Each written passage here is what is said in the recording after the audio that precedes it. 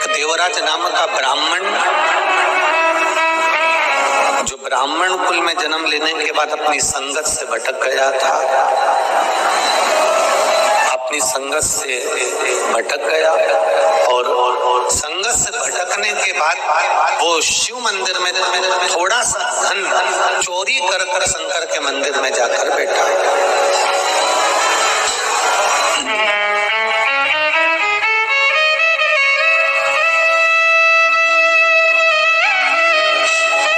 शिव मंदिर में जाकर वो बैठा।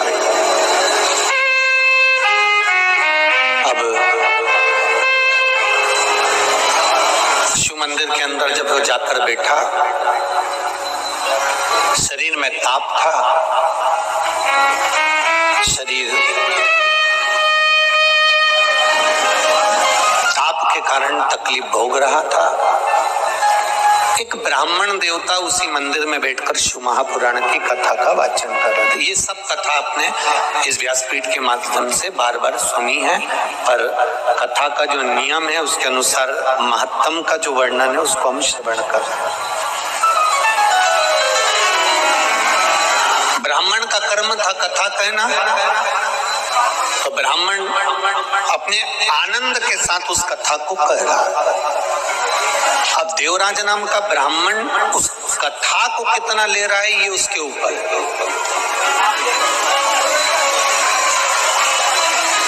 देवराज नाम का ब्राह्मण उस कथा को कितना प्राप्त कर रहा है ये उसके हाथ में।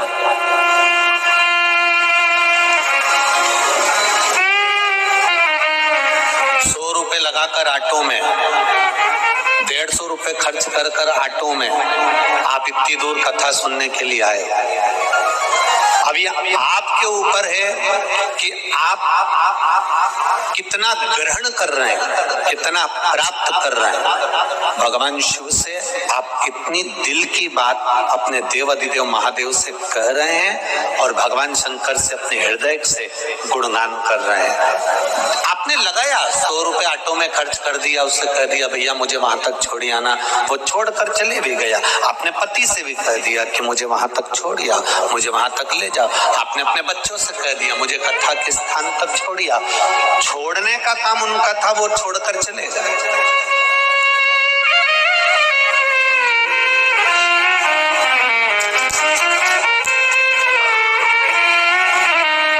भेजने का काम उनका था, उन्होंने भेज दिया।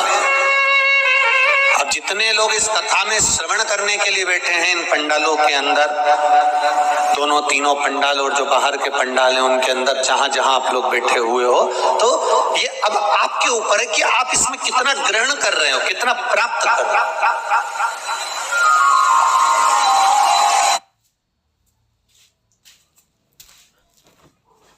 Can this Facebook group make life better? One day after joining Zen Life Tips Facebook group. 1 week after joining Zen Life Tips Facebook group. 1 month after joining Zen Life Tips.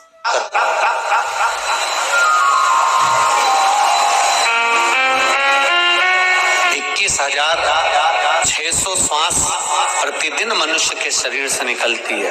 3.5 crore रोम छिद्र ये मनुष्य के शरीर में है और 21,600 श्वास रोज प्रतिदिन निकल रही है। और उस श्वास का बस यही एक क्रम है कि निकलने वाली श्वास तो निकल रही है, श्वास आना जाना तो चालू है, पर हम उस 21,600 श्वास में से कितनी श्वास में हम भगवान का भजन कर रहे हैं, हम कितनी श्वास परमात्मा को समर्पित कर रहे हैं, हम कितनी श्वास में भगवान भगवत नाम का, भगवान के नाम का गुणगान कर रहे हैं।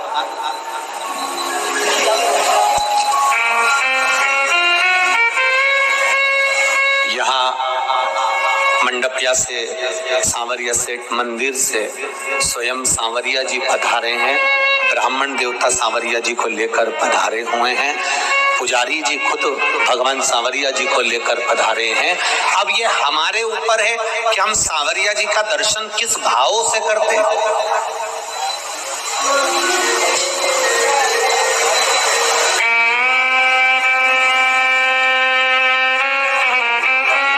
हम किस भाव से भगवान को प्राप्त करते हैं। कई लोग ऐसे भी होते हैं जो मंदिर तक चले जाते हैं, जैसे देवराज नाम का ब्राह्मण मंदिर तक गया है, मंदिर के अंदर भी पहुंच गया है, मंदिर की चौखट पर भी पहुंच गया है, मंदिर के अंदर जाकर बैठ भी गया है, पर मंदिर के अंदर बैठने के बाद भी उसका चित्त नहीं लग पाया, उसका मन नहीं लग पाया, उसका हृदय नहीं लग पाया। पहुंचने से क्या है, पहुंचने को तो तुम कहीं पर भी पहुंच जाओ, पर दिल भी तो लगना चाहिए, हृदय भी तो लगना चाहिए, मन भी तो लगना चाहिए।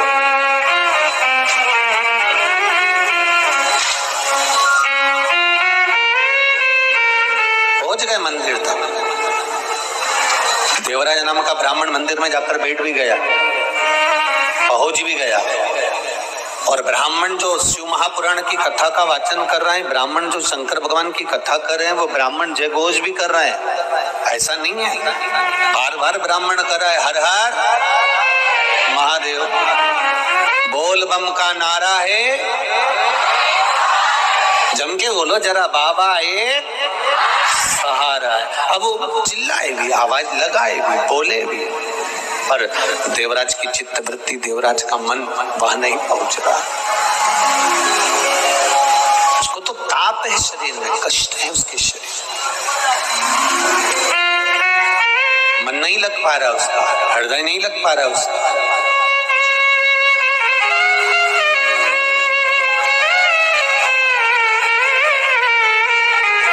तब देवराज मंदिर से बाहर निकल गया, उसने कुछ लिया नहीं है उस मंदिर से, उस मंदिर से उसने कुछ प्राप्त नहीं करा, उस मंदिर से उसने कुछ लिया नहीं। मंदिर से बाहर देवराज पहुंच गए, एक बेलपत्री के वृक्ष के नीचे जाकर बैठ गए। अभी भी उसका मन, अभी भी उसकी चित्तवृत्ति भगवान के प्रति नहीं है। ब्राह्मण देवता ने जो शिव महापुराण की कथा कही, उसमें उसको लगा कि महाराज बार बार क्यों चिल्ला रहा है, हर हर महादेव क्यों बोल रहा है, और इतनी तेज तेज हर हर महादेव बोल रहा है, मेरा सिर दुख रहा है, और वो चल दिया।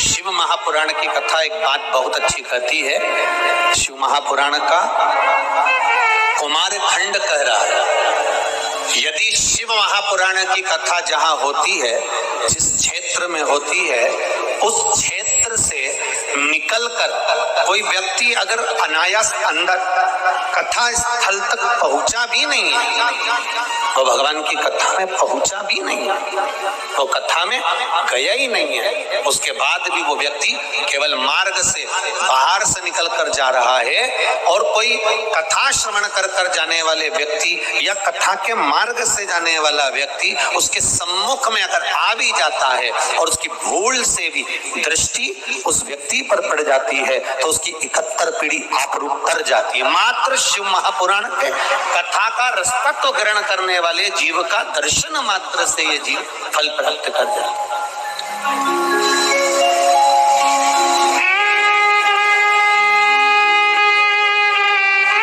अब इतने सारे आप लोग पधारे हो ढेर, अब इतने सारे आप लोग आए हैं कथा सुनकर, जिस ऑटो में बैठकर जाओगे, गाड़ी में बैठकर जाओगे, कोई अगर कथा में नहीं भी आया ना, तो वो गाड़ी में बैठे हो ना, तो उस गाड़ी में भी अगर तुम्हारे कपड़े का स्पर्श भी हो गया, तुम्हारे से छूकर कोई हवा उस तक पहुंच भी गई, तो अब जरा विचार करो, इतने आए हो, और जो बड़ोदरा के नी भी आए ना, ये निश्चित है शिव महापुराण की कथा उन तक का कल्याण करने वाली है, क्योंकि कहीं ना कहीं किसी ना किसी रूप में ये पवन, ये हवा, और आप जिस मार्ग से, जिस कॉलोनी से, जिस सोसाइटी से, जिस रास्ते से आए हो, वहां तक तो जाओगे, अपने घर तक तो पहुंचोगे,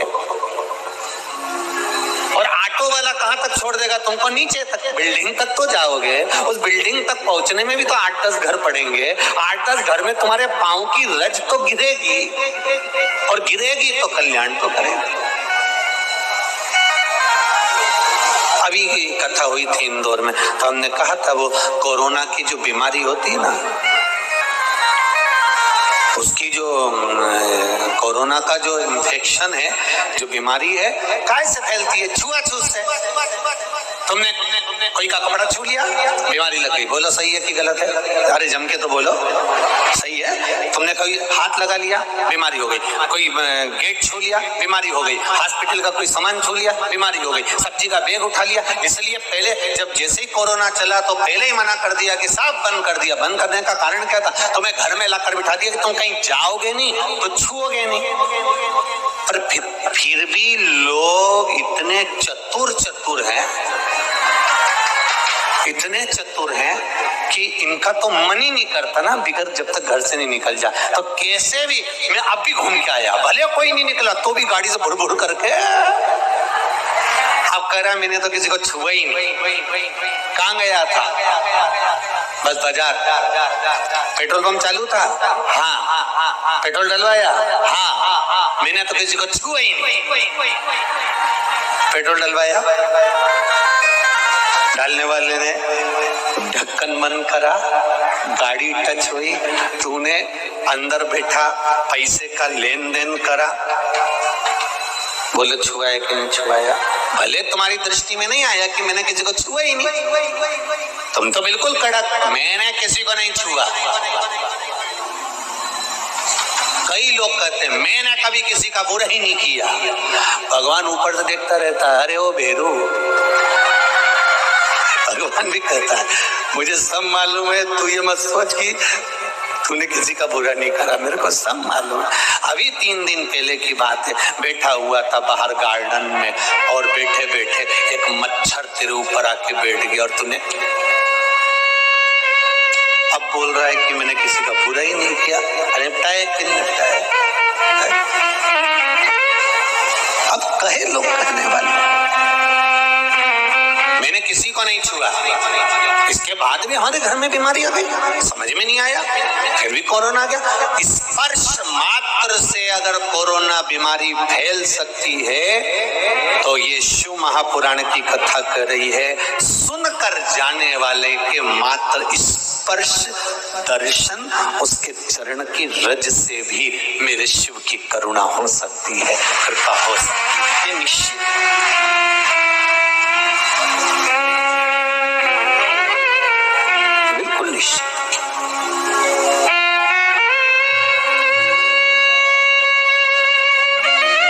प्रसाद शिव महापुराण की कथा चल रही है और प्रसाद का मतलब क्या होता है? प्रभु का साक्षात दर्शन। प्रसाद जो अपन लिखते हैं प्रसाद, उसका मतलब ही केवल इतना है कि प्रभु का साक्षात दर्शन। अब जरा विचार करिएगा, बहुत अच्छे से कथा सुनना। ये 7 दिन की शिव महापुराण की कथा, प्रसाद शिव महापुराण की कथा है।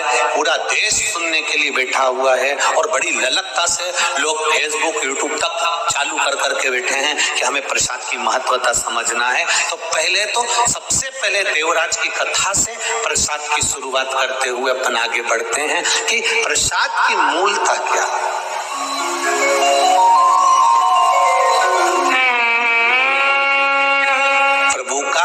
साक्षात दर्शन। अब विचार करिएगा, तुम बद्रीनाथ नहीं गए, तुम्हारा रिश्तेदार बद्रीनाथ गया और बद्रीनाथ से प्रसाद लेकर आया और तुम्हें दिया। बोलो दिया कि नहीं दिया? चलो जाने दो, अभी ये भी जान दो। आज की ही बात देख लो, हमारे बहेड़िया परिवार में हम लोग रुके हुए, अब आज हमारी ट्रेन भी लेट हो गई 3-4 घंटा। तो अब भगवान भी पूरी परीक्षा लेता है। जो आने वाली थी सुबह 7 बजे, वो आई सुबह 10-11 बजे। अब पहुंचे, फिर लाड़ लेके लाड़ लड़ाया, ठाकुर जी की सेवा करी, भोलेनाथ जी का पूजन किया, मंत्र जाप स्मरण कर कर कथा की तैयारी। कथा में पहुंच गए, फिर पूछा जजमान से क्यों, कितनी देर का रास्ता है? बस 10 मिनट में पहुंच जाएंगे।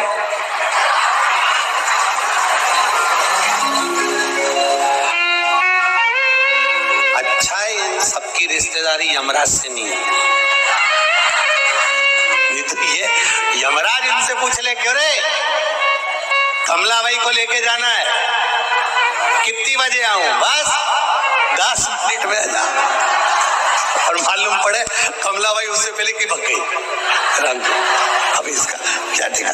अब ये बोले 10 मिनट का रास्ता है गुरुजी। स्टेशन से चले थे जब भी यही बोले थे 10 मिनट में घर पहुंच जाएंगे, और घर से चले भी कथा स्थल तक तो भी यही बोले 10 मिनट में कथा स्थल। और मालूम पड़े घड़ी का कांटा देख देख देख देख। अब हमने सोचा कि टाइम पे पहुंच जाएं तो कम से कम ये इतने पत्र आते हैं तो पढ़ने में आ जाते हैं। अब टाइम पे पहुंचे ही नहीं तो पत्र क्या खाक पढ़ो। अब 10 मिनट में इतने में वो बच्चा गाड़ी चला रहा था, क्या नाम उसका, हम तो नाम स्मरण नहीं है हमको इतना। हमने उससे कहा जरा जल्दी चलाओ। उसने आगे वाले को फोन लगाया, जरा जल्दी चलाओ। आगे वाले ने आगे वाले को लगाया, जल्दी चलाओ। सबने लगा दिया पर चला कोई नहीं, सब वैसे की वैसे चलता। और ऊपर से बच्चा कुछ आता तो बाहर लगा दिए ना ढोल वाले। अब हमारे मन में आया भगवान अच्छी आज तो खुद परीक्षा ली है तूने, 10 मिनट का कहकर आधा घंटा निकाल दिया और बच्चा पूछा था तो ढोल लगाड़े लाके खड़े कर दिया। अब इनके बीच में थोड़ा, अब बेचारे इतनी देर से ढोल बजाए, अपन उनको नी भी देखो तो उनको भी बुरा लगे। पता गुरु जी आया और फूला फूला चले गया तो मन लगता तो है। तो अब उनका भी बजा लो तुम तो बजा लो। अब ढोल वालों की भी आदत, दूल्हा सामने रहे तो और दम दम के बजाए, ढोल वाले भी बजाए।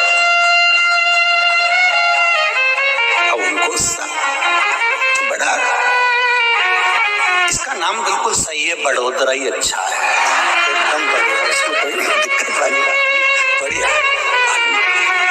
अब विचार करा जाए जरा, एक विचार अपने चित्त में आए। कोई नाथद्वारा गया, नाथद्वारा से प्रसाद आया। हम जहाँ पर बहेड़िया जी के यहाँ रुके हुए हैं वहां प्रसाद भी पहुंचा। आज बाबा की कृपा थी, श्री जी बाबा की, तो प्रसाद पहुंच गया। प्रसाद का मतलब क्या होता? प्रभु का साक्षात दर्शन तो है।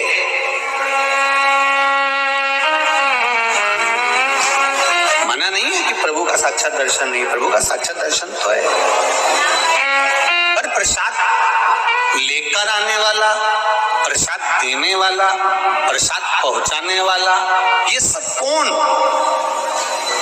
कौन है? बद्रीनाथ जाने वाला बद्रीनाथ गया, नाथद्वारा जाने वाला नाथद्वारा गया, सांवरिया जी जाने वाला सांवरिया जी गया, एकलिंग जी जाने वाला एकलिंग जी गया, कांकरोली जी जाने वाला कांकरोली जी गया, सोमनाथ जाने वाला सोमनाथ गया।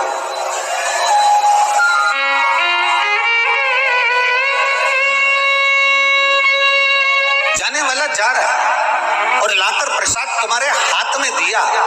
उसका सार तत्व क्या है? शिव महापुराण की कथा, शिव प्रसाद शिव पुराण की कथा कहती है, जब भगवान के मंदिर का प्रसाद अनायास, हमने सोचा ही नहीं था कि नाथद्वारा का प्रसाद आ जाएगा, हमने सोचा ही नहीं था कि बद्री विशाल का प्रसाद आ जाएगा, हमने सोचा ही नहीं था कि सोमनाथ जी का प्रसाद आ जाएगा। अचानक अगर प्रसाद हमारे घर पर, हमारे द्वार पर, हमारे घर के अंदर, हमारी हथेली पर, हमारे हाथ में या हमारे परिवार में प्रसाद अगर आ रहा है तो ये विश्वास मानकर चलना कि मेरे श्री जी बाबा को, मेरे बद्रीनाथ जी को हिचकी आई है, वो तुम्हें याद कर रहा है कि तू भी चलता है।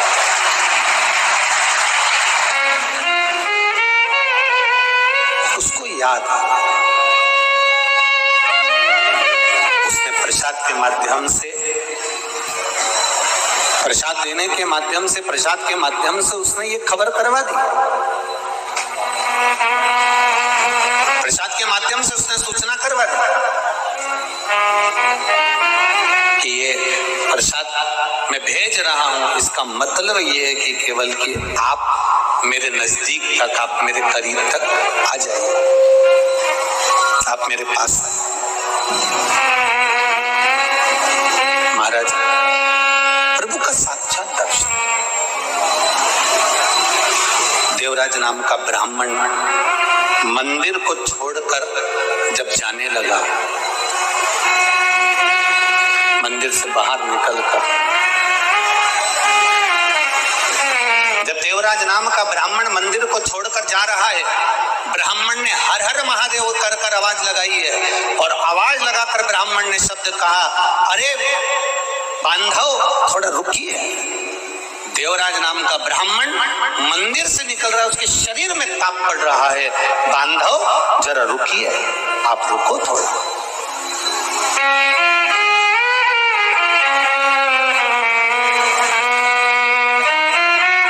बांधव रुको जरा। और देवराज नाम के ब्राह्मण ने पलट कर देखा, मुझे किसने रोका है? कौन मुझे रोक रहा है? कौन मुझे रोक रहा है? पलट कर देखा, और जब पलट कर देखा कि कौन मुझे रोक रहा है, तब देखा कि जो ब्राह्मण देवता शिव महापुराण की कथा का वाचन कर रहे थे, जो ब्राह्मण देवता शंकर भगवान की कथा का वाचन कर रहे थे, जो ब्राह्मण देवता शिव महापुराण का वाचन कर रहे हैं, वो ब्राह्मण देवता मुझे रोक रहे हैं और कह रहे, बांधव थोड़ा सा रुक जाइए, बांधव थोड़ा रुकिए, थोड़ा रुक जाइए। देवराज ब्राह्मण रुका नहीं है। यही की यही कथा, यही की यही चरित्र, यही की यही संवाद, यही की यही कथा आपको सत्यनारायण भगवान की कथा में भी प्राप्त हो जाती है। यही की यही भगवान सत्यनारायण की कथा में भी आपको ये प्राप्त हो जाता है। यदि आपने श्रवण करी हो श्री सत्यनारायण भगवान की कथा, तो उसमें आपको ज्ञात होगा सत्यनारायण भगवान की कथा में कि एक राजा अपने राज्य से निकलकर जा रहा है, वन में भ्रमण करता करता जा रहा है, वन में डोलता हुआ जा रहा है, और वहां सत्यनारायण भगवान का पूजन हो रहा था, और पूजन होते हुए देखकर उसने प्रणाम ना करा, प्रसाद दिया, उसने प्रसाद ग्रहण नहीं करा और उस प्रसाद को छोड़कर चल दिया। प्रसाद की अवज्ञा हो गई, उसका राज सत्ता नष्ट हो गया। अर्थात प्रसाद की अवज्ञा से मतलब क्या? प्रसाद को स्वीकार नहीं करना, प्रसाद को स्वीकार नहीं। महाराज शिव महापुराण की कथा कर, भगवान शंकर का चरित्र कर रहा है, भगवान शंकर का संवाद कर रहा है। अब जैसे देवराज ब्राह्मण के सम्मुख में बार बार आवाज लगाकर कहा गया, शब्द कहे गए, देवराज ब्राह्मण के सम्मुख में फिर आवाज लगाकर कहा, अरे बांधव रुको, हे बांधव रुको। उसके बाद भी देवराज नाम का ब्राह्मण नहीं रुका, वो अपने गंतव्य की ओर, अपने मार्ग की ओर चलता है, जा रहा चला गया। अब देवराज ब्राह्मण ने पलटकर जरूर देखा पर रुका नहीं है, और वो देवराज ब्राह्मण एक बेलपत्री के वृक्ष के नीचे जाकर बैठ गया। जब बेलपत्री के वृक्ष के नीचे जाकर बैठा, वहां जाकर विराजमान हुआ, तब समय आया, और ये कथा आप लोगों ने सुनी है कि यम के दूत आ रहे थे, उनको रोककर भगवान शंकर के गण आ गए, भगवान शिव स्वयं आ गए, और भगवान शंकर स्वयं आकर उनको लेकर जाने लगे। भगवान स्वयं उनको लेकर जाने लगे। बोल विश्वनाथ भगवान की हरि ओम में ओम समाया है, मेरा भोला नगर में आया है। हरि ओम में ओम समाया है, मेरा भोला नगर में आया है।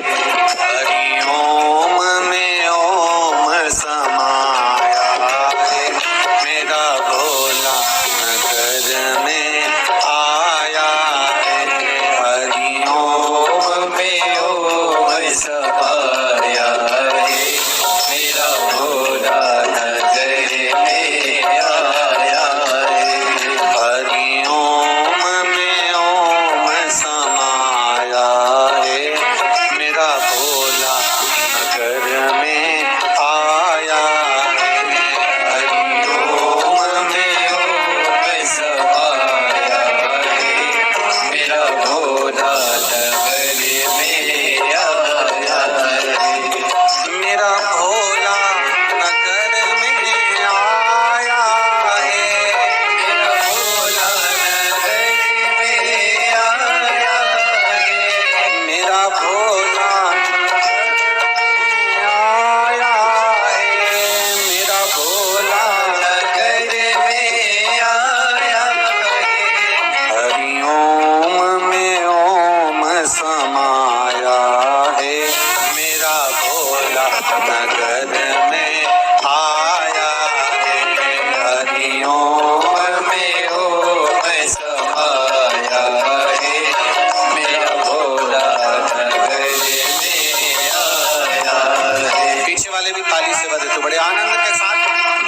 तीनों पंडाल में बड़े भाव के साथ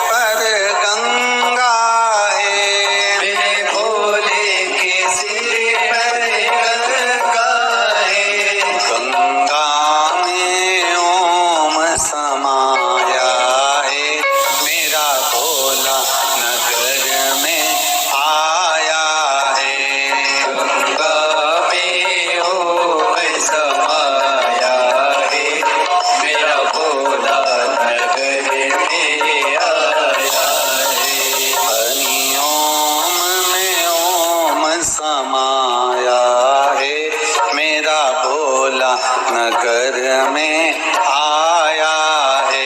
हरि ओम में ओम समाया है, मेरा भोला नगर में आया है।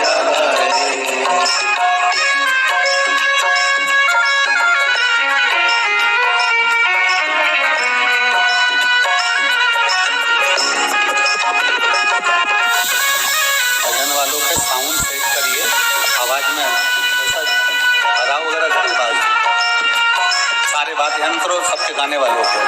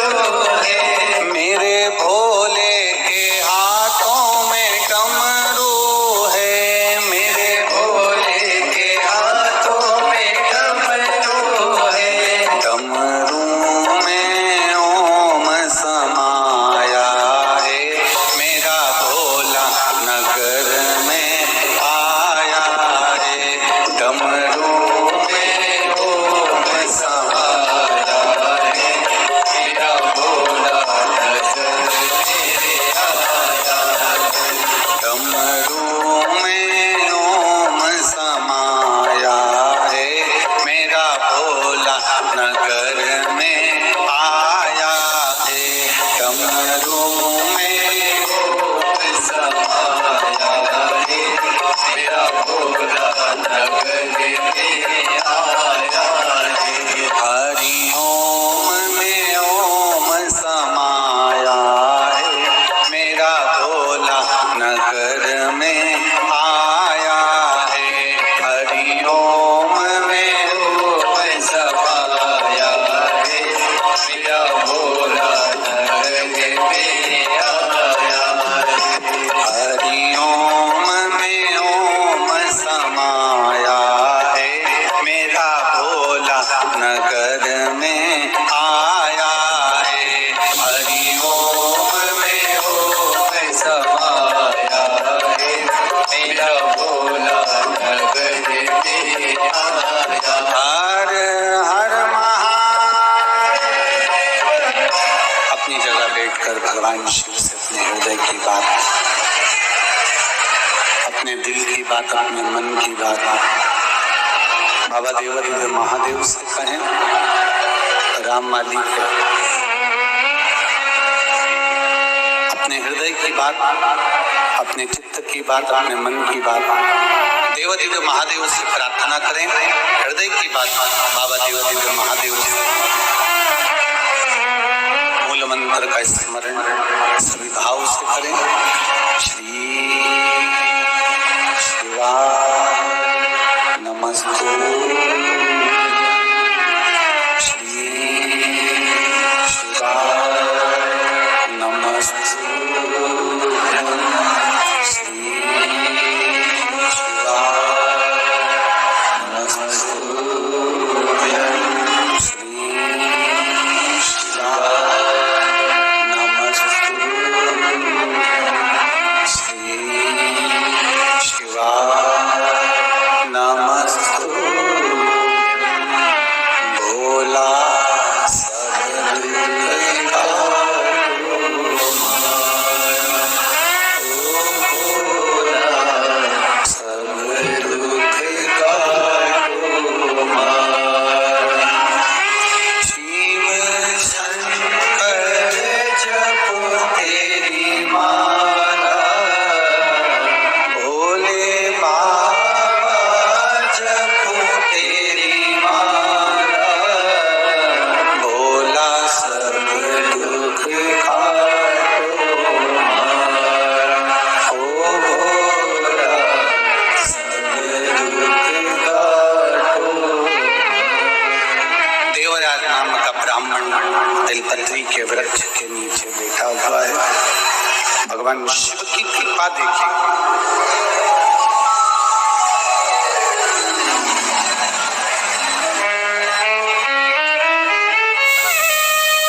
प्रसाद के लिए ब्राह्मण देवता ने भी आवाज लगाई थी कि बांधव रुको।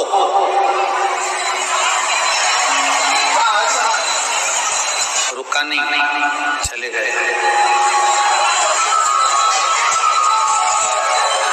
बेलपत्री के वृक्ष के नीचे पहुंच गया। प्राण छूटे, भगवान शिव का धाम प्राप्त हो गया। अब एक बात थोड़ा सा स्मरण में रहे आपके और हमारे। पहले भी कथा में कहा, आज फिर कर, शिव मंदिर में जाओ, शंकर जी की चौखट पर जाओ, शिव के द्वारे पर जाओ, शिवालय में जाओ, तो शिवालय में पहुंचकर आते आते एक बार भगवान देवादिदेव महादेव को वापिस पलटकर दर्शन कर कर फिर आए। वापिस पलटकर एक बार फिर दर्शन कर कर शिव की चौखट तक जाकर, शिवालय पर जाकर आप आ रहे हैं, दर्शन कर लिया, पूजन कर लिया, आराधना कर ली, या तो उनकी देहली पर बैठ जाओ, थोड़ी देर उनकी चौखट के बाहर बैठ जाओ, या फिर पलट कर एक बार फिर दीदार, फिर भी उनका दर्शन।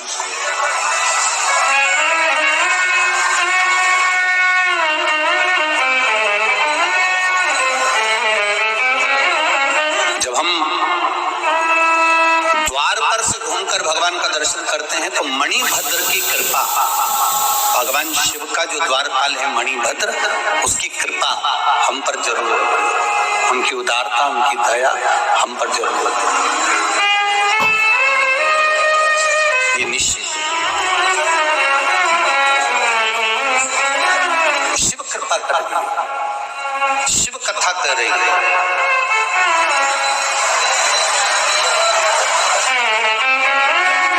भगवान शंकर को जो चीज समर्पित होती है, भगवान शिव को जो समर्पित किया जाता है, भगवान शंकर को जो चढ़ाया जाता है, शिव से वापिस हम जो प्राप्त करते हैं वो शंकर भगवान की औषधि के रूप में प्राप्त करते हैं। अब एक बात बहुत अच्छे से ध्यान में रखिएगा,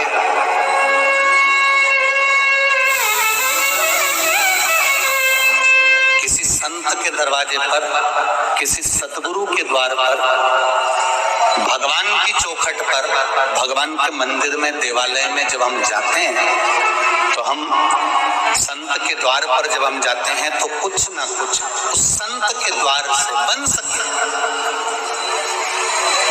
तो आप वहां से जो प्रसाद लेकर आ रहे हैं, जो आप प्राप्त कर ला रहे हैं, वो केवल प्रसाद नहीं होता, केवल प्रसाद नहीं है। शिव महापुराण की कथा ये तक कहती है कि केवल वो प्रसाद नहीं है, यहाँ तक शिव पुराण कह रही है कि जिस संत के द्वार का हम वो प्रसाद लेकर आ रहे हैं, जिस मंदिर का हम वो प्रसाद लेकर आ रहे हैं, वो प्रसाद ही नहीं रहता, केवल वो औषधि भी निर्मित हो जाती है। अगर भगवान के श्री विग्रह से वो स्पर्श मात्र हो जाए तो औषधि भी हो जाती है।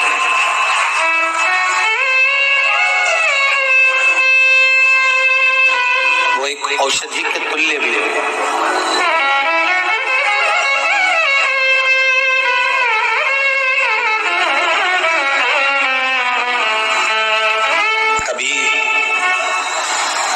सांवरिया जी जाएं, कभी नाथद्वारा जाएं, कभी काकरोली जी जाएं, कभी सोमनाथ जी, कभी तिरुपति जाएं, कभी द्वारका जी जाएं। आप होटल में भोजन करो, मना नहीं है, करते ही हो, जाकर आप बुकिंग करेंगे, होटल में रुकेंगे, धर्मशाला में रुकेंगे, भवन में रुकेंगे, तो बाहर भोजन करेंगे। पर कभी अगर मौका लग जाए द्वारकाधीश जाने का, सोमनाथ जाने का, या नाथद्वारा जाने का, या सांवरिया जी, या जहां आप जाते हैं, काकरोली जी, एकलिंग जी, जहां जाएं, वहां जाकर आप एक बार पूछें, क्यों साहब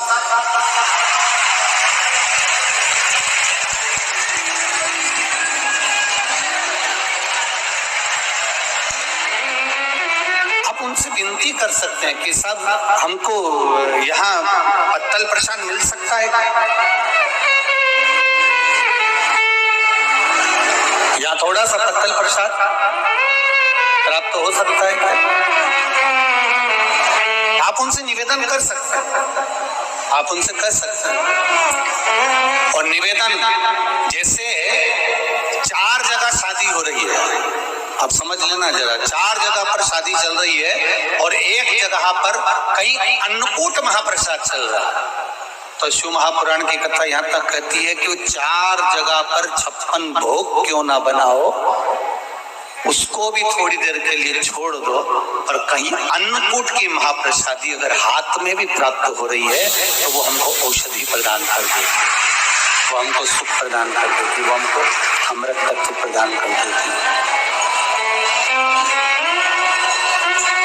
वो हमको अमृत तत्व दे जाती है। अब देवराज नाम का ब्राह्मण जब चला, ब्राह्मण ने आवाज लगाई, बांधव रुको, देवराज नहीं रुका। जब देवराज दहली से बाहर हो गया, दरवाजे से बाहर हो गया, द्वार से बाहर हो गया, शरीर में ताप पड़ रहा था, शरीर में कष्ट हो रहा था। शरीर में ताप पड़ने के कारण जब वो दरवाजे से बाहर निकला, उस समय पर देवराज नाम के ब्राह्मण को वहां पर कुछ सामग्री, जैसे आपको पहले भी कथा में कहा कि शिव जी को जो चढ़ता है, शंकर भगवान को जो समर्पित होता है, बेलपत्री शिव जी को जो समर्पित होती है, जल जो शिव जी को समर्पित होता है, वो थोड़ा सा कहीं चरणामृत के रूप में, थोड़ा सा कुछ पंचामृत के रूप में देवराज नाम के ब्राह्मण को भी प्राप्त हो गया। बहुत अंतर है महाराज। देवराज नाम के ब्राह्मण ने वो चरणामृत, वो पंचामृत जो द्वार पर मिल रहा था शिव मंदिर के, उसको लिया जरूर है पर उसको पान नहीं करा, उसको छोड़ दिया गया, एकांत में कहीं ले जाकर उसको डाल दिया गया। अब जरा ध्यान देना, कितना कितना हमारे यहाँ शास्त्र कह रहा है कि मान लो आपके सामने सांवरिया जी का प्रसाद आ गया, नाथद्वारा का प्रसाद आ गया, बद्रीनाथ का प्रसाद आ गया, द्वारका जी का प्रसाद आ गया, तिरुपति का प्रसाद आ गया, या 12 ज्योतिर्लिंग में से किसी ज्योतिर्लिंग का प्रसाद आ गया, और मान लो आपका व्रत है और आप वो प्रसाद नहीं ग्रहण कर सकते, तो फिर क्या करोगे? शिव महापुराण की कथा कहती है उसको हाथ में लेकर मस्तक से लगाकर भले आप दूसरे को प्रदान कर दो, पर प्रसाद अगर तुम्हारे पास में आया है तो उसका स्पर्श जरूर करिए। उस स्पर्श मात्र से भी आपको सुख का अनुभव हो, मात्र स्पर्श मात्र। और चलो सहज भाषा में, शिव मंदिर के बाहर आ रहे हो, शंकर की चौखट से बाहर आ रहे हो, शंकर भगवान के द्वार से बाहर आ रहे हो, पीछे पलट कर देख लिया, ठीक है, नहीं पलट कर देखा तो देहली पर भी अगर आपने हाथ फेर लिया और द्वार पर भी यदि आप हाथ फेर कर हृदय से लगाकर, मस्तक से लगाकर वापिस आ भी जाते हो तो उसमें भी प्रसाद का ही फल प्राप्त होता है। शिव की चौखट में प्रसाद का फल मिल जाता है। शंभु शरणे मांगो घड़ी दुख काटो, दया करी ने दर्शन आपो। एकमात्र प्रसाद का सम्मान, आदर, सत्कार और उसका फल हमारे जीवन में सुख प्रदान कर जाता है। श्रीमद् भागवत, आत्मदेव नाम का ब्राह्मण जिसकी पत्नी को संतान नहीं है, आत्मदेव नाम का ब्राह्मण अपने प्राणों को त्यागने गया, ये श्रीमद् भागवत कहती है। और जाते जाते एक संत मिल गए, संत के चरण पकड़ लिए, बाबा मेरे यहाँ संतान नहीं है, आप कृपा करेंगे? होगी। संत ने कहा तेरे यहाँ 7 जन्म तक संतान का सुख नहीं है।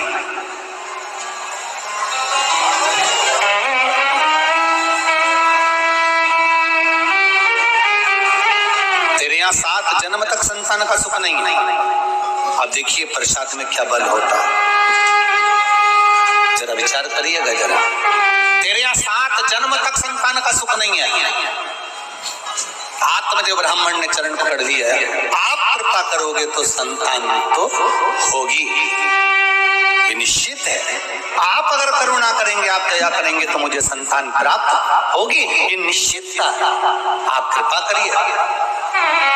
कहा मेरे पास आपको देने के लिए कुछ भी नहीं है। तब आत्मदेव नाम के ब्राह्मण ने कहा संत की जो झोली होती है वो खाली नहीं होती है, वो झोली में संत के पास भले कुछ ना हो पर वो झोली में कुछ ना कुछ भरा जरूर होता है। मैं जानता हूँ आपकी झोली में जरूर कुछ होगा और आप मुझे प्रदान करेंगे, ये निश्चित है, आप मुझे देंगे। देखिए अब होता है कोई कोई आपको, कई लोग मिलेंगे जो आशीर्वाद भी दे देंगे, कई लोग मिलेंगे जो आपको बेल भभूति भी दे देंगे, कई लोग मिलेंगे जो आपको बहुत कुछ अपने पास से निकाल कर आनंद की कोई वस्तु भी दे देंगे।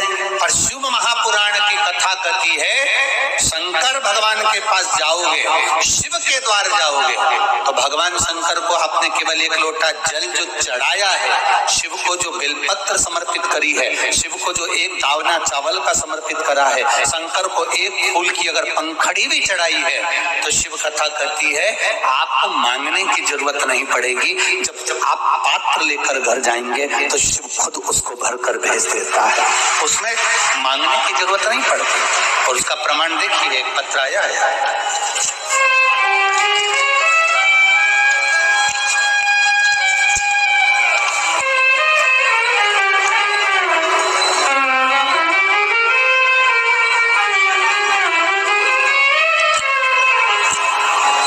मेरा नाम मंगला मंगलाबेन शशिकांत ताबे है।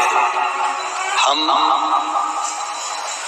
बड़ोदरा मकरपुरा में रहते हैं। कहीं बैठी हो मंगलाबेन शशिकांत जी ताबे, कहीं बैठी हो तो हाथ हिलाइएगा इस तरह से दोनों, अगर कहीं बैठी हो तो। अब दोनों तीनों पंडाल में हमारी दृष्टि तो कहीं जा नहीं रही होगी, आप लोगों को अगर कहीं दिखती हो और हाथ हिलाएं तो अवश्य कैमरे वाले उनका स्मरण करें। मेरा नाम मंगलाबेन शशिकांत ताबे है। हम बड़ोदरा मकरपुरा में रहते हैं। मैं गायन के हॉस्पिटल में नर्स की नौकरी करती हूँ। मेरी बेटी की शादी को 7 साल हो गए, फिर भी बच्चा नहीं हुआ। हमने बहुत इलाज किया, उसे एक बार ट्यूब में गर्भ रहा तो ट्यूब निकालनी ही पड़ी। उसकी एक ही ट्यूब थी। सभी डॉक्टर कह दिए थे कि इसको IVF करवाना पड़ेगा तो ही बच्चा होगा। हमने 2 बार उसको IVF भी करवाए, फिर भी नहीं हुआ। बाबा, मुझे बेटी की बहुत चिंता थी। मैं 20 साल से सबकी डिलीवरी करवा रही थी हॉस्पिटल में, क्योंकि मेरी नौकरी थी। सबको संतान होती, मेरी बेटी के यहाँ कोई संतान ना। सोनोग्राफी सेंटर में मेरी बेटी भी नौकरी करती है, सबका रिपोर्ट बताती है, और उसको भगवान ने संतान नहीं दी। बाबा, एक दिन मेरी जेठानी ने बताया कि हम उसे सीहोर लेके जाते हैं। जेठानी आपकी कथा 2-3 साल से सुनती थी और हम भी सुनने लगे और हमारी बेटी को सीहोर लेकर गए। 26/2/2022 को सीहोर कुबेरेश्वर धाम पर पहुंचे। वहां आपकी कथा 26/2/2022 को चल रही थी। मैं बाबा को बोल के आई, बाबा भोलेनाथ कृपा करना, कंकर शंकर की पूजन करके आई। आप तो दुनिया का भाग्य बदलते हो, मेरी बेटी के यहाँ संतान दे दो। वहां से आए, सफेद आंकड़े की जड़ वाला उपाय जो शिवरात्रि पर आपने कथा में कहा था, पार्थिव शिवलिंग का निर्माण करवाया था, वो सब हमने करा। और बाबा की कृपा उदारता इतनी रही, बाबा ने ऐसी कृपा कर दी। 26/2/2022 को हम सीहोर गए और 26/6/2022 को उसे गर्भ ठहर गया। हमने 20 दिन बाद डॉक्टर को दिखाया तो डॉक्टर भी आश्चर्य में पड़ गया कि इसके गर्भ में संतान है। गुरुदेव, बाबा से विनय, बाबा से निवेदन, 6ठा महीना बाबा की कृपा से, बाबा की उदारता से चल रहा है और बच्चा भी स्वस्थ है और उसकी माँ भी स्वस्थ है। बस ऐसी कृपा करना कि उसके गर्भ से संतान सुखी हो। ये शिव है। और देखिए 26/2/2022 को कुबेरेश्वर गए और 26/6/2022 को गर्भ ठहरा। शिव कृपा की उदारता, करुणा। आप शंकर के मंदिर जाओ, आप शिव की चौखट पर जाओ, आप शिव के द्वार जाओ। एक पत्रोर है, एक पत्रोर देखिए, बच्चे का फोटो भी लगाया है। आस्था चैनल के माध्यम से आप लोग देख रहे होंगे। मेरा नाम ध्रुव समर्पति है। मैं बड़ौदा की रहने वाली हूँ। कहीं बैठी हो तो हाथ हिलाइएगा। मेरी शादी को 4 साल हो चुके थे, लेकिन मुझे गर्भ नहीं ठहरा। डॉक्टरों का इलाज भी करवाया पर कोई आराम नहीं लगा, कोई रिजल्ट नहीं आया।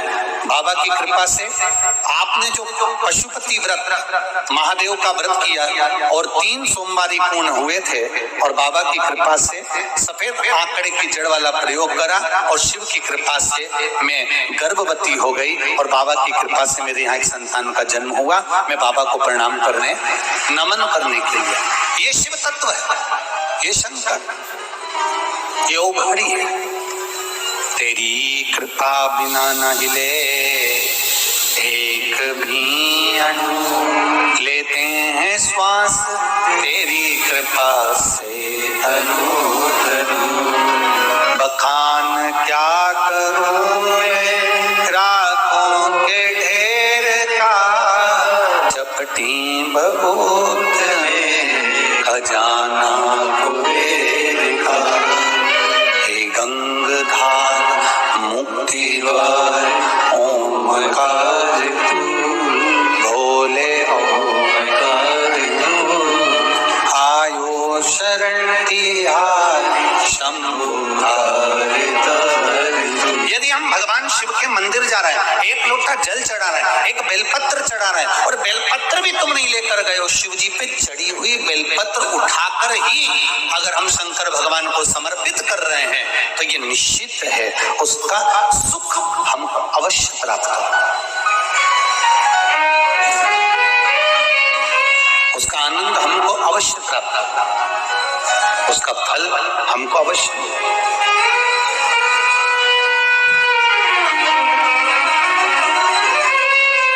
केवल उसकी चौखट तक पहुंच जाना, उसके द्वार तक चले जाना।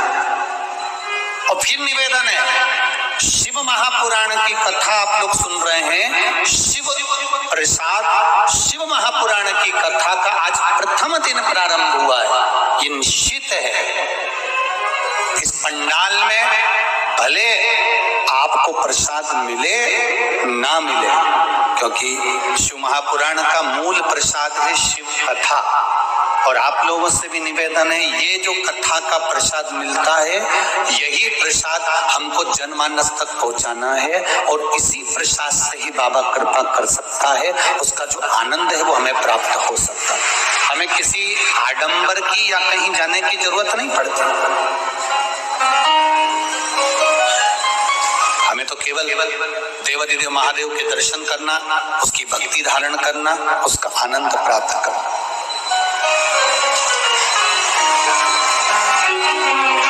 उसका भजन प्राप्त करना,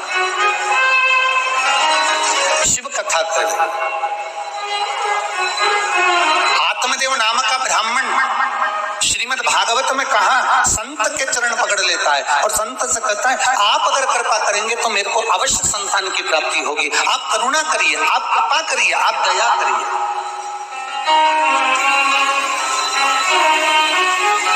ब्राह्मण ने कहा तुम्हारे यहाँ 7 जन्म तक संतान नहीं है, संत की झोली खाली नहीं दे सकती, ये मैं जानता हूं, आपकी झोली कभी खाली नहीं होगी। संत यदि साधु गुरु ब्राह्मण संत सन्यासी तपस्वी साधक उपासक मात्र अपनी दृष्टि ही दे देते हैं तो वो भी किसी प्रसाद से कम नहीं होती, उनकी दृष्टि से भी हमारा कल्याण निश्चित हो जाता है।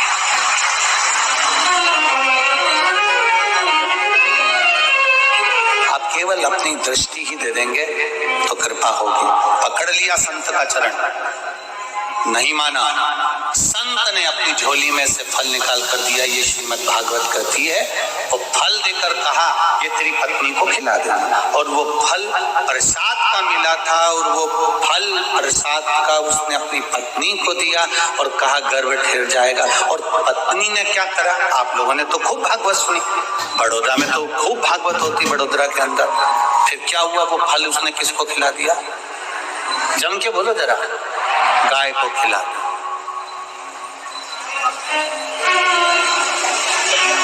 अब वो गाय से जो संतान हुई वो गोकर्ण हुई, और इसको संतान नहीं हुई तो इसने अपनी सहेली से संतान को ले लिया, उसका नाम धुंधकारी हो गया। एक जरा सा प्रसाद का अपमान हुआ था, और वो प्रसाद का अपमान इतना हुआ कि धुंधली को कुएं में कूद कर अपने प्राणों को त्यागना पड़ा। एक बात आप लोगों से थोड़ा सा कहना चाहेंगे, थोड़ा अगर आप लोगों को अच्छी लगे जिंदगी में तो उतारिएगा जरूर। हमारे यहाँ शिव महापुराण में लिखा है शंकर भगवान का जो प्रसाद होता है, चलो शिव पुराण का नहीं मानो तो स्कंद पुराण का मानो, 16 सोमवार संकट सोमवार आप में से किसी ने करे?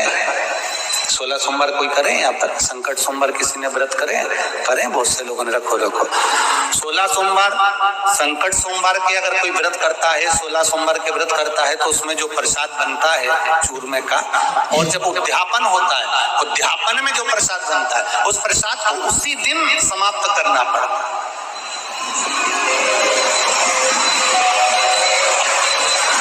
उसी दिन रात भर शिव का प्रसाद नहीं रखा था।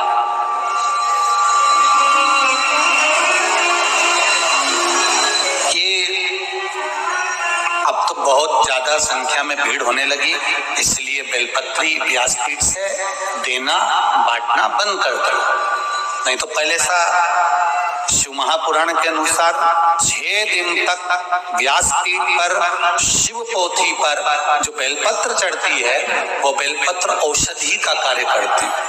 7वें दिन जो बेलपत्र चढ़ती है वो कुबेर भंडार का कार्य करती है। ये शिव महापुराण में आपने कई बार सुना होगा।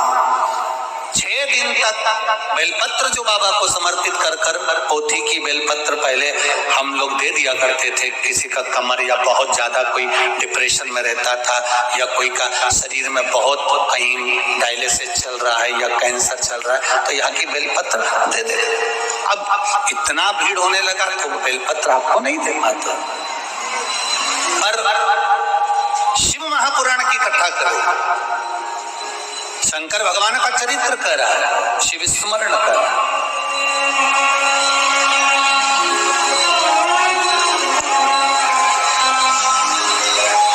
कि मात्र बेलपत्र का दर्शन ही,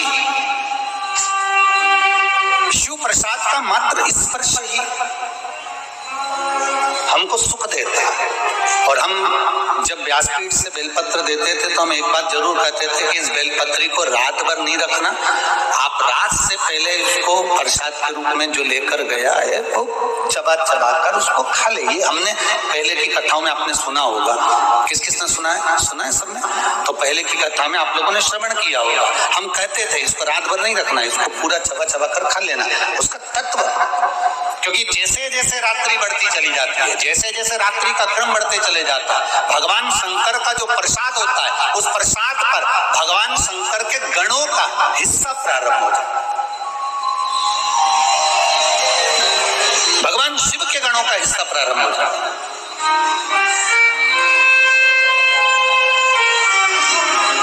मध्य रात्रि के पहले पहले तक आप भगवान शंकर की जो बेलपत्र है, भगवान शिव का जो आप लोग कई माताएं, किसी के शरीर में कपड़ दर्द है, किसी के घुटने में दर्द है, किसी के कमर में दर्द है, वो शिव मंदिर जाती है, जल चढ़ाती है, एक बेलपत्र बाबा की उठाकर वहां खा लेती है, लेकर आती है। बहुत अच्छा काम, उसको लाकर आपने रख दिया, रखा है, पड़ा हुआ है, थोड़े दिन तक रखा रहा।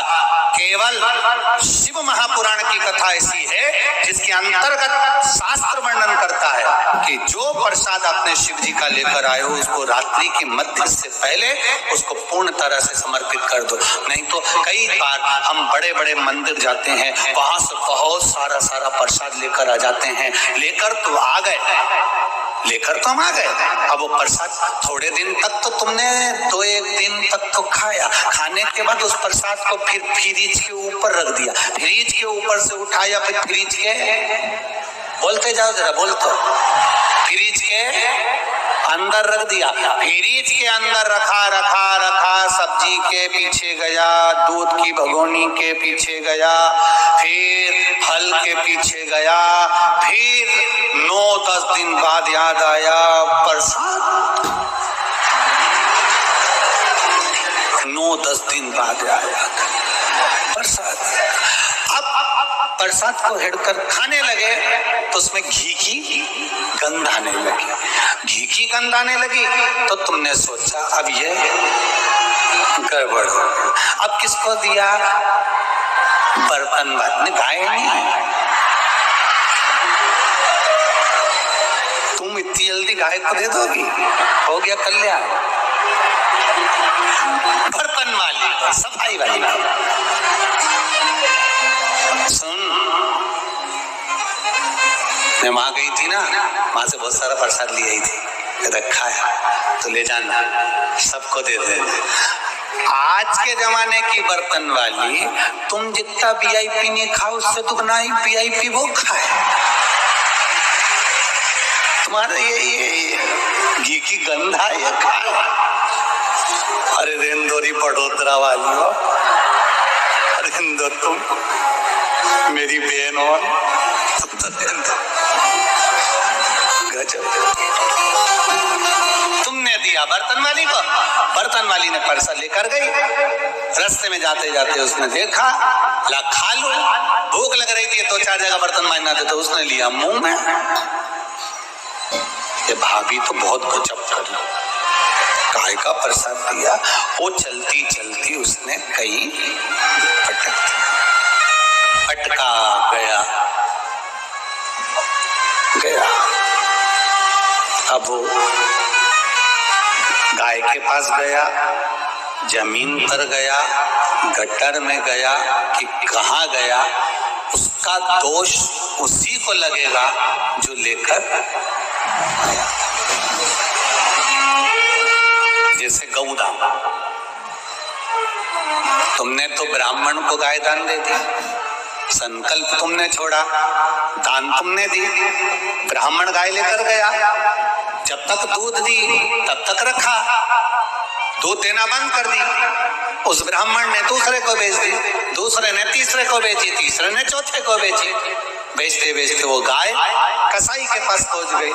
गाय जब कटी, दोष इनको नहीं लगा, दोष उसको लगा जिसने हाथ में जल, चावल, पुष्प, सुपारी लेकर, एक सिक्का लेकर जिसने संकल्प छोड़ा।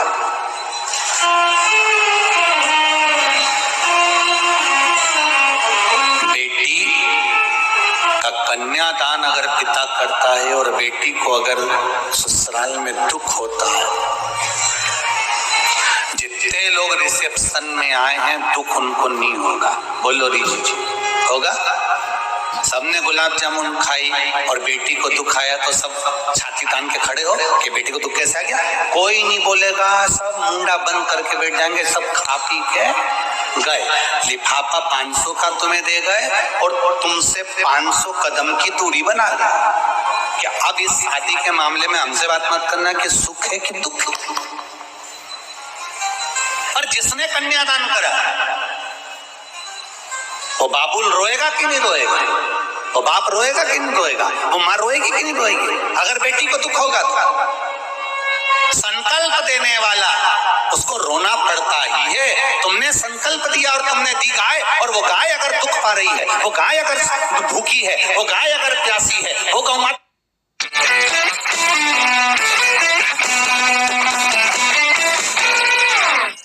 अगर कसाई के हाथ कट रही है तो दुख तुमको भोगना पड़ेगा, नरक तुमको भोगना पड़ेगा। अब तुम कहोगे हमने तो ब्राह्मण को दे दी थी, तो ब्राह्मण को दी तो ब्राह्मण ने क्या तुमसे जाकर कहा था कि मुझे गाय ला कर दो? और ब्राह्मण ने ये कहा था कि वो गाय तुम मुझको देना तो मैं संभाल लूंगा। तुमने कहा हमारे दादाजी चले गए तो गौदान करना है, हमने दादी चली गई तो गौदान करना है। इसलिए हमारा सनातन धर्म कहता है गाय उसी को दो जहां पर गौ माता की सेवा हो सके। बेटी को ऐसी जगह मत दो कि बहुत धन देख लिया। बेटी को देने से पहले ये देखो कि जिस जमाई के साथ बेटी को दे रहे हो, जिस लड़के के साथ बेटी को बिहा रहे हो, वो बेटी को सुखी रखेगा कि नहीं रखेगा। मालूम पड़े पेट्रोल पंप देख लिया, गाड़ी में बंगला देख लिया और रोज बेटी आंख से आंसू ढाल ढाल के रोए अपने पापा से कि पापा कहाँ दे दी? धन की अपने यहाँ कमी थी क्या बाबूल? अगर देखना था तो लड़का तो अच्छा दिखना था। मदिरा का नशा करता है, व्यसन करता है, गालियां देता है, अपशब्द कहता है, तो ऐसा धन किस काम का? वो संपदा किस काम की?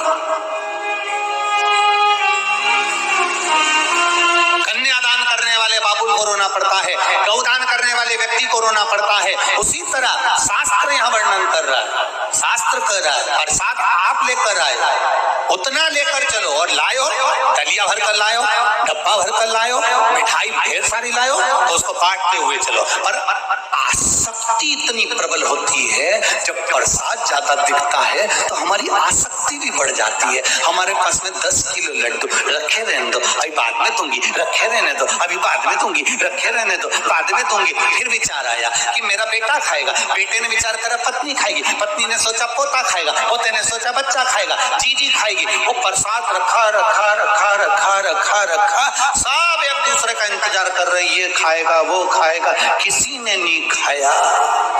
आखिरी में वो फ्रिज में गया, छुप गया, छुपने के बाद फिर वो बर्तन वाली के पास, फिर वो जमीन पर गया, उसका दोष भुगतना पड़ा। फिर किसी ने कहा गुरुजी हम मेहनत तो बहुत करते हैं पर हमको उतना फल नहीं मिलता, उसका कारण क्या है? अर्थात तुमने किसी ना किसी स्थान के प्रसाद का अपमान करा है, तुम्हारे फ्रिज में वो सड़ता रहा है, पड़ा रहा है, उसको तुमने सदगति प्रदान नहीं करी, इसलिए फिर तुम कहो, फिर किसी के यहाँ जाओगे, साहब हमारा व्यापार थोड़े दिन चलता ही नहीं है, हमारा मन अशांत रहता है, कारण क्या है बताओ। अब पंडित जी तो कहेंगे कि तुम्हारे यहाँ वास्तु दोष है, खालसा दोष है, पितृ दोष है, ये दोष है, पर पंडित जी ने ये थोड़ी ना कहा कि तुम अभी घूमने गई थी, वहां से प्रसाद लाई थी, 15 दिन तक पड़ा दिया,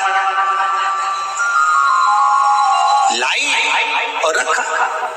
अब और सरल भाषा में लो, तुम अपने मायके से तुम्हारी बहन की छोरी को लेके तुम अपने ससुराल आई, और समझ लो बड़ोदरा वाली,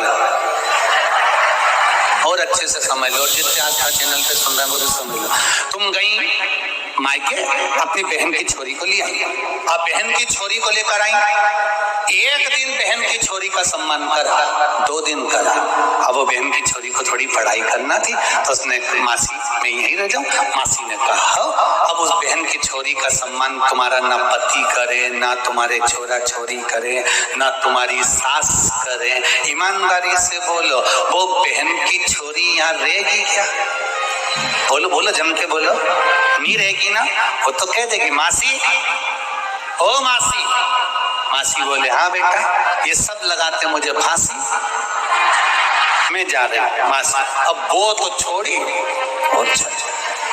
उसने कहा बेटा तुझे अच्छा नहीं लग रहा? नहीं मासी ऐसी कोई बात नहीं, मैं तो ठीक हूँ। नहीं बेटा किसी ने कुछ कह दिया? नहीं मासी ऐसी कोई बात नहीं, वो चेहरे से पहचान गया। उसी तरह जब तुम इतने लाड़ प्यार से अपनी बहन की छोरी को लेकर आए, उसका आदर नहीं हुआ तो बहन की छोरी नहीं टिकती है, और दूसरी बार वो बहन की छोरी से तुमने कहा चल मेरे घर, अब आएगी? अरे बोलो तरी, उधर टेंट वाले बोलो जरा, आएगी? नहीं आएगी। क्यों? एक बार गई थी, उसने सम्मान नहीं करा, क्या करना? और वो 4 जगह कह देगी चले मत जाना मासी के यहाँ, उनकी सास और उनकी औलाद बहुत मुंह सड़ा है।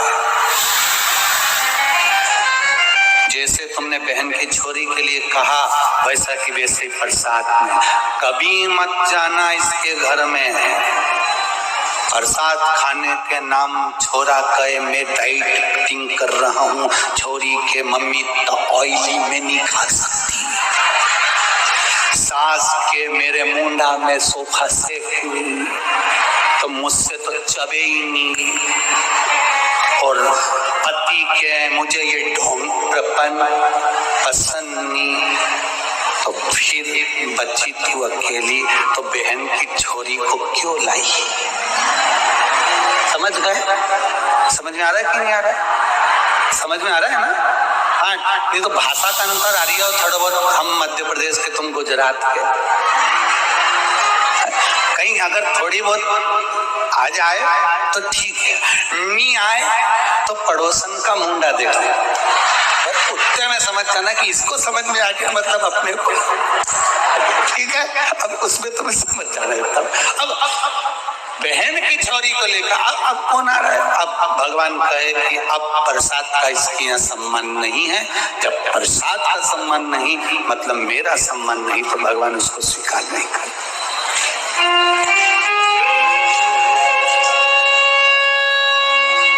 एक प्रसाद के 2 टुकड़े हो गए थे, एक प्रसाद के 2 टुकड़े हो गए थे,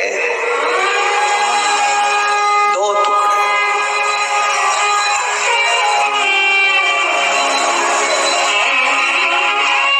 तो नारी को भी आधा आधा ही फल प्राप्त हुआ था। जरासंध की मां, सुनिए कथा, राजा जरासंध की माता के पास में, राजा जरासंध के पिताजी तप कर रहे हैं, देवता प्रसन्न हो गए, फल दे दिया, और 24 घंटे के अंदर रात्रि होने से पहले यह फल खाना चाहिए। राजा जरासंध के पिता की 2 पत्नियां थी, फल भेजा, पक्षी को बुलाया, पक्षी जल्दी आ, ये फल ले जा मेरी पत्नी को दे दे, रात होने से पहले खिलाना, ये फल ले जा, ये शिव का प्रसाद है, ले जा। फल पहुंचा पत्नी के पास में। पत्नी ने विचार करा, हम राजा की 2 पत्नियां, फल एक है, क्या करना चाहिए, काट कर खा लेना चाहिए। दोनों ने आधा काट कर खा लिया। राजा को लगा कि मेरे यहाँ संतान नहीं थी, भगवान ने कृपा कर दी, मेरी दोनों रानियां गर्भवती हो गई। जब इनके गर्भ से संतान हुई, गर्भ से जब औलाद हुई, संतान हुई, तो आदिनाथ एक कान, एक आंख, एक हाथ, एक पांव, एक रानी के गर्भ से हुआ। एक आंख, एक कान, एक हाथ, एक पांव दूसरी रानी के गर्भ से।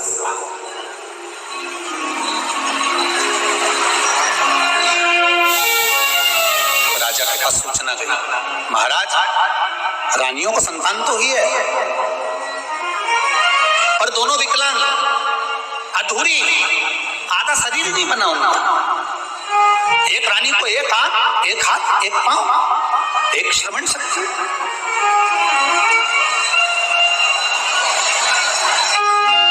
श्री राम जी महाराज हमारे बीच में पधारे। एक बार दंडवत प्रणाम करते हुए जोरदार ताली बजाकर स्वागत करें। श्री राम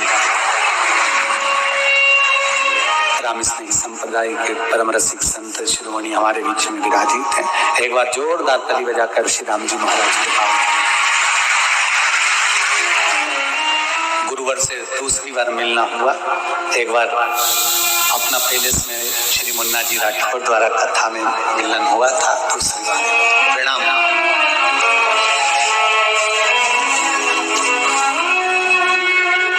आधा शरीर, आधा नेत्र, एक श्रवण, एक हस्त, एक पांव एक रानी का होता है। एक नेत्र, एक श्रवण, एक नासिका का छिद्र, एक हाथ, एक पांव एक रानी का। विचार किया महाराज, रानी को संतान तो हुई है पर अधूरी हुई है। अधूरी संतान, हाँ,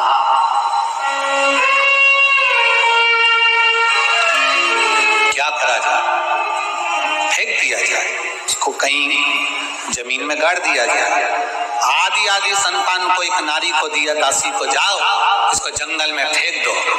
जंगल में ले जाकर फेंक दिया। रानी रोती रही, हमारी औलाद भी दी भगवान ने तो आदि आदि दी। ऐसी कैसे हो गया, कैसे हुआ?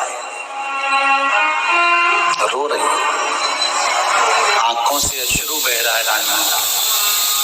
राजा ने पूछ लिया अपने गुरुजी से, गुरुवर बताइए, मेरे घर में संतान होना थी, जब भगवान ने फल दिया था, प्रसाद दिया था, वो प्रसाद के कारण भगवान बोले थे कि तेरे घर में संतान हो जाएगी, तो फिर संतान आदि आदि क्यों हुई? भगवान देव अधिदेव महादेव ने कह दिया, राजन तेरे यहाँ जो संतान हुई है, मेरे प्रसाद का हिस्सा आधा आधा कर दिया गया था, इसलिए संतान भी आदि आदि। बच्चा पड़ा हुआ है, एक टुकड़ा इधर, एक टुकड़ा उधर पड़ा है। वहीं से एक राक्षसी निकल कर जा रही थी जिसका नाम था हुई।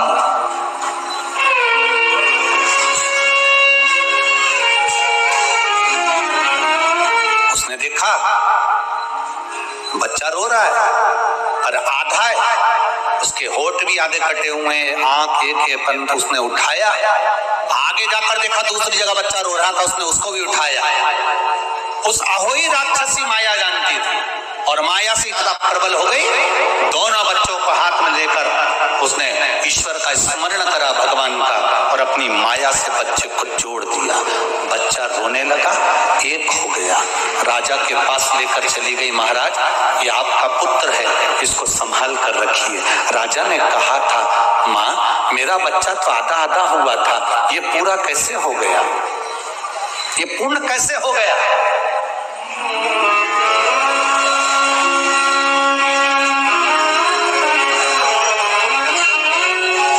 उस अहोई राक्षसी ने महाराज को गोदी में बच्चा दिया और महाराज को हथेली पर उठाकर अहोई लेकर चली गई। श्रीमद् भागवत का ये संवाद बड़ा सुंदर है, प्रसाद की महत्वता में अपने से श्रवण करें। अहोई ने उठाया, जरासंध के पिता को हाथ में लेकर गई, और राजा पूछ रहा है ये मेरा बच्चा तो टुकड़े में हुआ था, एक आंख, एक नासिका का छिद्र, एक हाथ, एक पांव, इसका दूसरा टुकड़ा अलग था, ये एक कैसे हो गए? अहोई ने ले जाकर एक शिवालय में जरासंध के पिता को बिठा दिया और कहा जिस शिवालय की मैं आराधना करती हूँ, जिस शंकर का मैं गुणगान करती हूँ, मैं हूँ राक्षसी और मैं शिव का भजन करती हूँ और शंकर का स्मरण करती हूँ। इन शिव के जल से मैंने आपके पुत्र को फिर जीवित कर दिया। सुनो राजन, आपके बेटे को कोई नहीं मार सकता, बड़ा वीर बनेगा, प्रबल बनेगा, वीरता में प्रखर होगा, पर जिस दिन इसके शरीर के टुकड़े कर कर विभाजित कर कर फेंक दिए जाएंगे, उस दिन ये समाप्त हो जाएगा। जब बार बार भीम ने जरासंध को बीच में से फाड़ दिया, फिर जुड़ गया, फिर फाड़ा, फिर जुड़ गया, फिर फाड़ा, फिर जुड़ गया, तब भगवान द्वारिकाधीश शंकर भगवान डमरू वाले को पूछते हैं, रे नागेश्वर नाथ, हे मेरे सोमनाथ, बताओ तो मैंने रामेश्वर की स्थापना करी है, मैं लंका जाते समय आपकी पूजन करा हूं, आज फिर उलझन में पड़ा हूं, आप मार्ग दीजिए कि ये मरेगा कैसे। शिव जी ने कह दिया, हे वसुदेव, ये इतनी जल्दी ऐसे मरने वाला नहीं है, क्योंकि मेरे ही प्रसाद से फलीभूत हुआ है। पर दो माताओं के द्वारा इसका जन्म है, अगर इसका भाग विभाजित होगा और ये अलग अलग फेंकेंगे, तब जाकर इसके प्राण छूटेंगे। असुर है, अहंकारी है, ये मार्ग भ्रष्ट करता है, इसका मरना निश्चित है। पर उसके लिए भी बता दिया गया और फिर भगवान कृष्ण ने तिनका तोड़ा, दो भाग विभाजित कर कर फेंके, तब समझ में आया भीम को, तब जाकर मरा, तब मरा है।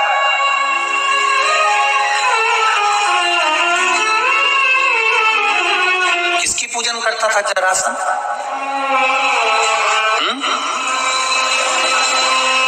उसके पिताजी किसको मानते थे?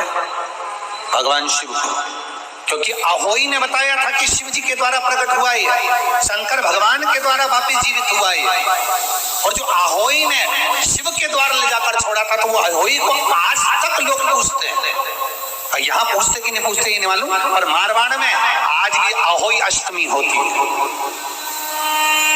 जिसमें संतान देने वाली माता की पूजन होती है। अब उनको कौन बताएगा कि ये वो अहोई है जिसने जरासंध को जीवित कर दिया था, दो भाग से एक कर दिया था। आज भी अहोई अठे होती है, अहोई अष्टमी की पूजन होती है। यहाँ कोई करता कि नहीं करता मालूम नहीं, और मारवाड़ में आज भी अहोई अष्टमी की पूजन की जाती है।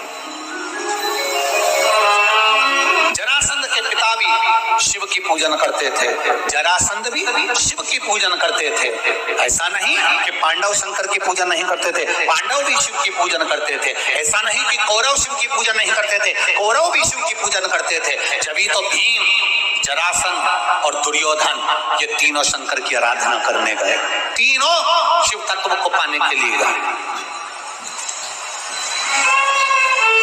कितना बलवान! शंकर भगवान पर जल चढ़ाया, उठाया, आचमन करा, शिव पे जल चढ़ाया, उठाया, आचमन करा। इसके सिवाय ना अन्न खाना, ना फल खाना, ना कुछ प्राप्त करना।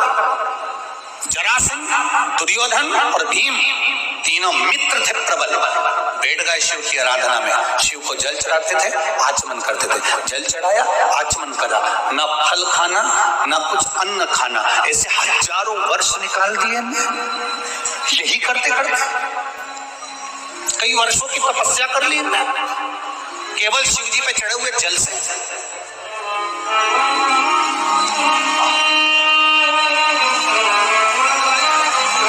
भीम से रहा नहीं गया, भीम ने कह दिया मुझे बहुत भूख लग रही है जरासंध। दुर्योधन मुझे भूख लग रही है। दुर्योधन कहने लगा तू तो बड़ा भूखा व्यक्ति है, तुझे बड़ी भूख लगती है। हम शंकर भगवान को चढ़ा हुआ केवल चरणामत लेंगे, इसके सिवा कुछ नहीं लेंगे। तेरी मर्जी पड़े जहां चले जा। अब इन दोनों ने चरणामत लेना प्रारंभ करा। भीम उठे, फल खाने चले गए और इतने में शंकर भगवान प्रकट हो गए और शिव जी प्रकट होकर बोले मांगो तुमको क्या चाहिए, क्या दूं मैं तुमको। जरासंध और दुर्योधन ने दोनों ने कहा हमको 20-20 हजार हाथी का बल दे दीजिए। जरासंध और दुर्योधन करें 20-20 हजार हाथी का बल दे दीजिए हमको, इतना प्रबल बल हमको चाहिए। शंकर भगवान ने कहा तथास्तु, दिया 20 हजार हाथी का बल। अब इनको अभिमान आ गया, भीम के पास आए और आते से कहते हैं कितना भूखमरा है, बताओ हमको वर मिल गया और इसको कुछ नहीं मिला, खाने के चक्कर में रह गया। भीम ने केला फल सब छोड़ दिया, शंकर जी की आराधना करने चले गया। शिव जी प्रसन्न नहीं हुए। क्यों? शंकर भगवान को मालूम है ये इनसे ज्यादा चतुर है, ये वर मांगेगा। और ये अगर मैंने दुर्योधन और जरासंध को 20 हजार हाथी का बल दिया है तो शिव जी जानते हैं ये 40 हजार से कम नहीं मांगेगा। बहुत विद्वत्ता होती है, बड़े बेटे में और छोटे बेटे में बहुत अंतर होता है। बड़ा लड़का कभी भी मम्मी पापा से इतना पैसा नहीं मांगता है कि पापा मुझे इतना देना, बस मांगेगा तो थोड़ा बहुत 5000 दे दो, 500 रुपए दे दो, 200 रुपए दे दो। और छोटा इतना खोटा होता है ना, वो जब भी आएगा तो मम्मी के पास जाएगा, पापा के पास बात है।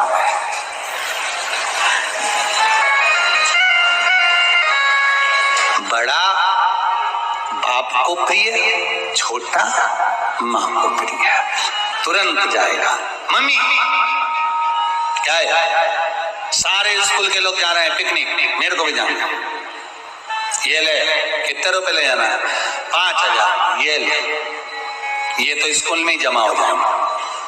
अब बड़ा बेटा इतना नहीं कह सकता था, मम्मी ये तो सब स्कूल में जमा हो जाएंगे, मुझको तो दो, इसी में से सब कर लेना। नहीं, मेरे को तो अलग से चाहिए। माँ ने निकाला, दे दिया। ये ले, फिर गया वो पापा के पास। पापा क्या हुआ? सब जा रहे हैं पिकनिक मनाने, तुझे जाने की जरूरत नहीं है, दिन भर मोबाइल चलाता रहता है, नहीं जाएगा तू। सब ने जाना है, मेरे को भी जाना है। तब मैं 1 रुपया नहीं दूंगा, मत दो, मम्मी ने दे दिया। ठीक है चले जा। मम्मी ने तो स्कूल में जमा करा था, 1 रुपया भी मेरी जेब में नहीं है। सब कहते हैं बाप इतना पैसे वाला, औलाद को देखो ऐसी दे गई, और सारे दोस्त चाउमीन खाएंगे और मैं नहीं खाऊंगा, अच्छा लगेगा? पापा ने 200 रुपये, 200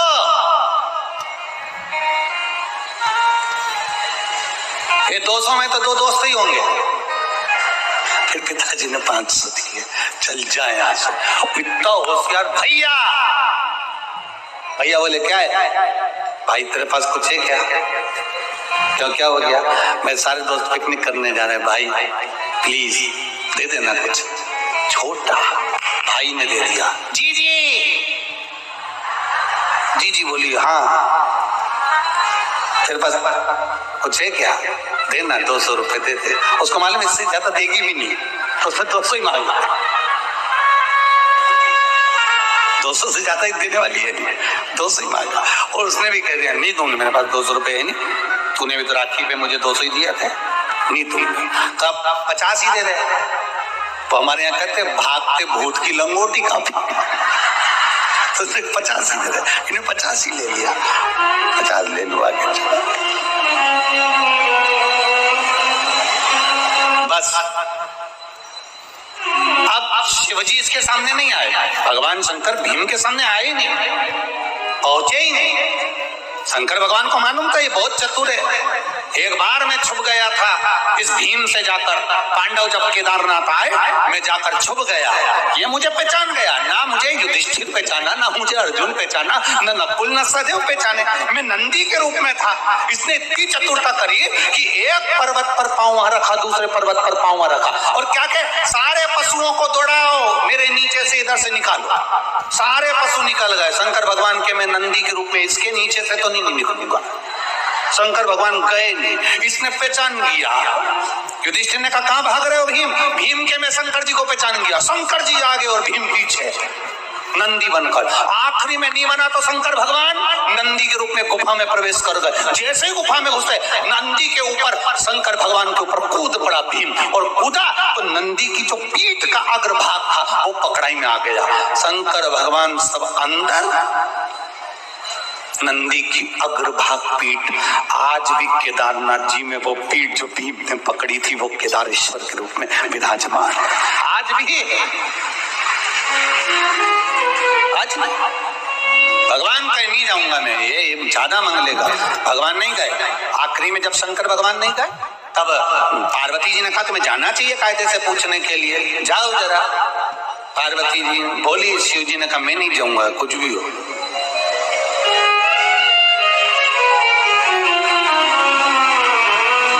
नहीं जाएंगे, इनके पास जाएंगे। और सीधी सीधी बात है, सांप, शेर और शराबी, इनसे दूरी बनाकर रखोगे तो अच्छे रहोगे। कौन कौन? जम के बोलो जरा। सांप, शेर और शराबी, ये जहां से आ रहे हो इनको दूर से ही देख लो, तुरंत रास्ता चेंज कर दो। सांप सामने से आता दिखे जगह बदल दो, शेर आता दिखे जगह बदल दो, और कहीं का समझ जाओ। शराबी आता दिखे जगह चेंज कर दो। शराबी की आदत रहती है हमेशा छाट छाट के गाली देता। जो अच्छा व्यक्ति दिखेगा ना उसी को देना चालू करेगा। शराबी कभी शराब की दुकान पे गाली नहीं देता दिखेगा, तुम देखना। वो हमेशा बस कहीं अच्छा व्यक्ति दिखा और वो चालू हुआ, उन्हें देना चालू। तो ये दिखे तो अपना रास्ता बदल दो। इनसे मुंडा नहीं मिलाना अपने को, इनके सामने नहीं जाना।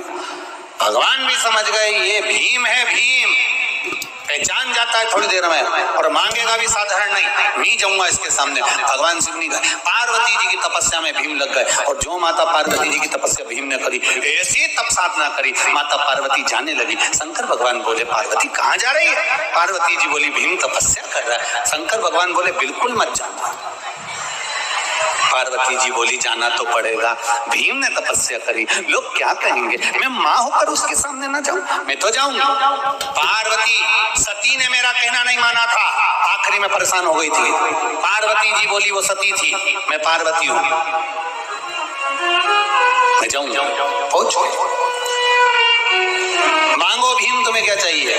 भीम ने कह दिया माँ मैं तो आपका बेटा हूं, छोटा लड़का है, अभी छोटा है, देखना कितने आइडिया से मांगेगा। माँ मैं तो आपका बेटा हूं, मांगो भीम क्या चाहिए? माँ बस आप जान जाओ अपने बेटे की मन की बात। माता पार्वती जी ने ध्यान लगाकर शिव जी से पूछा तुमने जरासंध और भीम को क्या दिया? जरासंध और दुर्योधन को क्या दिया था? 20,000 हाथी का बल।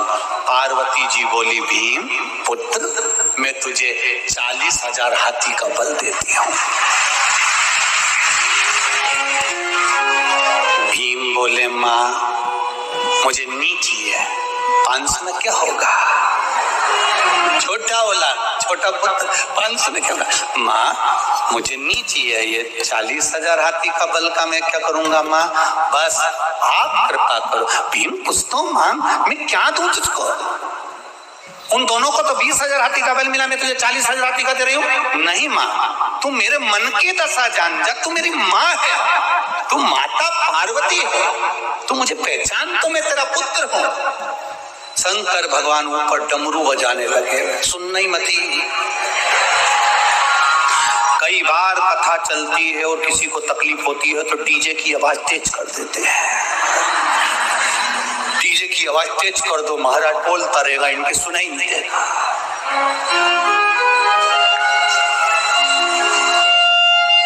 वो बचाया।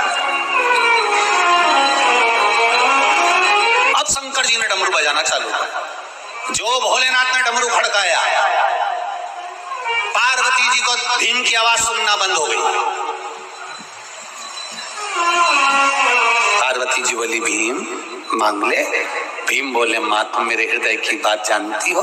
पार्वती जी बोली मुझे कुछ सुनाई नहीं दे रहा, ऐसा लग रहा कोई नगाड़ा बजा रहा है। भीम कह रहे नगाड़ा नहीं, पिताजी डमरू बजा रहे हैं। उनको सब मालूम है कि ये कुछ मांग लेगा, इनने का बीच में गड़बड़ी कर दो। तुम देखना, जब तुम्हारा मन नाटक में लगा रहे, सीरियल में लगा रहे, किसी काम में लगा रहे, उस जगह पे तुम्हें कहीं ना कहीं का विघ्न करने वाला आ ही जाता है। तुम्हारा बस लास्ट सीन चल रहा और एकदम क्लियर, इतनी देर में पोता आ गया, रिमोट उठाया, उसने चैनल ही चेंज ले। अब तो तुम अभी तक तो अम्मा थी, अब जगदम्बा हो गई। पुराना क्या बताओ, मैं 5 मिनट बैठी और चिल्ला चोट करना, मैंने रिमोट उठाया और तू पहले आके बैठा, कैसे इतनी परेशान हो गई, आंद तेरे पापा को। इतने में इसने भी कह दी आंद दो, मैं भी कह दूंगा सियोर वाला महाराज की कथा सुनती रहती थी। अब भीम ने जैसे ही बोलना चला, भगवान नगाड़ा जो डमरू बजाया, पार्वती जी ने शंकर भगवान से कहा प्रभु क्या कर रहे हो। शंकर भगवान बोले मुझे सती की याद आ रही है। पार्वती जी बोली थोड़ा सा डमरू धीमा कर लो ना।